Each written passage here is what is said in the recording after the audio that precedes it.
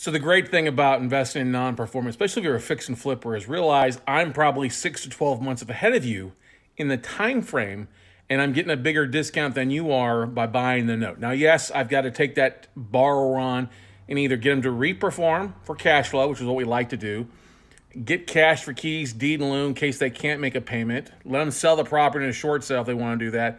But if they won't play ball with me, then we foreclose and take the property over. And like I said, I'm buying these at usually 50, 60 cents on the dollar, depending on if they need work, depending on how much is owed, and how far along in the foreclosure process. Now I'm buying these all across the country in roughly 20 to 30 different states. I do like Kansas City area. I think it's a great spot, whether it is in Missouri, which is a faster foreclosure state, or if in Kansas, which is a judicial foreclosure, which takes about 9 to 12 months.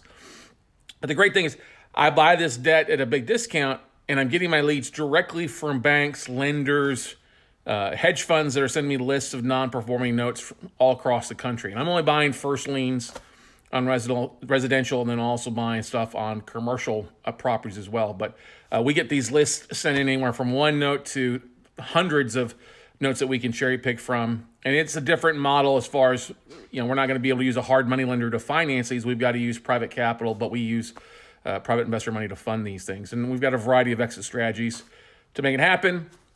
We've got a one-day class. If you're interested, it's free, noteweekend.com to learn more about it. It's about a 4-hour intro to note investing class if you're interested at no cost to you. We just live streamed it this Saturday, and it's show you how we find, fund, and flip these things with exit strategies. But it pays to be the bank. I don't have to worry about toilets, tenants, and trash outs. We're able to modify or reinstate about the bar is about 60 to 70% of the time, depending on the situation. And then if we can't do that, then we go the route to foreclose or take the property back, deed in lieu, or cash your keys. But love to connect, love to share your knowledge, maybe do a swap or something like that. But have a great day.